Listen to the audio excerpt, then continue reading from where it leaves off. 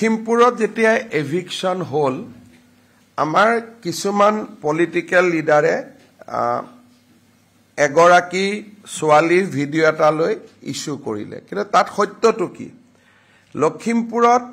আমি এভিকশন কৰিছিলো তাত যেতিয়া আমি দেখা পালো যে কোন মানুহ আছিল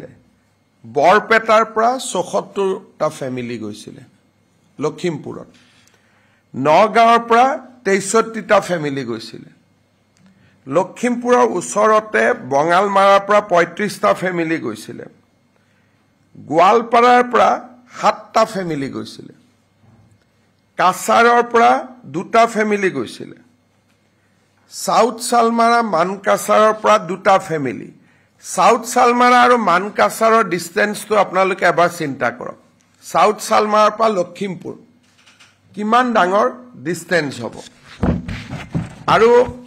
ইয়াৰ পিছত যেতিয়া আমি চালো যে মানুহবিলাক ল্যান্ডলেস নেকি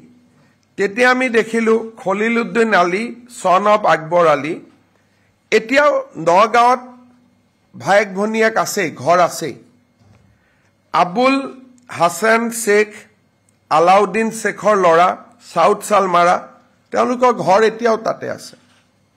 they are not landless Moinuddin Sheikh Alauddin Sheikh বৰপেটাত এতিয়াও মাটি আছে তাৰ পিছত আমি আকৌ চালো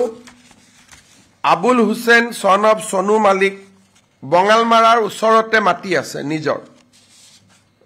দখল কৰি বা মাটি ঘৰবাৰী আছে জয়নাল আবেদিন বৰপেটাৰ পৰা গৈ প্ৰথম বঙালমাৰাৰ পৰা লখিমপুৰ এই ধৰণে আপোনালোকে যদি চাই আবেদ আলী বৰপেটা মুজিবুৰ ৰহমান বৰপেটা ইজাজুৰ ৰহমান বৰপেটা শহীদুৰ ৰহমান বৰপেটা বাবু আলী বৰপেটা সুৰাতন নেছা বৰপেটা ইউসুফ আলী নগাঁও খাইৰুল ইছলাম নগাঁও ৰছিফুল ইছলাম বৰপেটা ৰমজান আলী বৰপেটা ৰুস্তম আলী বৰপেটা মজিদা বেগম বৰপেটা মতিউৰ ৰহমান বৰপেটা আতিকুল আলী তেজপুৰ সুৰান নেছা নগাঁও অৰ্থাৎ এখেতসকলে সাউথ সালমাৰা বৰপেটা নগাঁৱৰ পৰা লখিমপুৰ টাউনত গৈ তেওঁলোকে মাটি দখল কৰি এটা গোটেই গাঁও এখন বনাই লৈছিল এতিয়া সিদিনাখন 13 গৰাকী খিলঞ্জিয়া মানুহৰ কথাটো উদ্দেশ্য প্ৰণোদিতভাৱে ফোকাস কৰা হল কিন্তু লখিমপুৰ সাউথ সালমাৰাৰ মানুহক যে আমি এভিকশন কৰিলো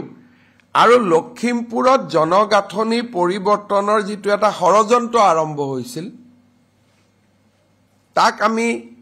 ৰখাব পাৰিলো সেই কথাটো আমাৰ বহু ৰাইজে আলোচনা কৰিব নোখোজে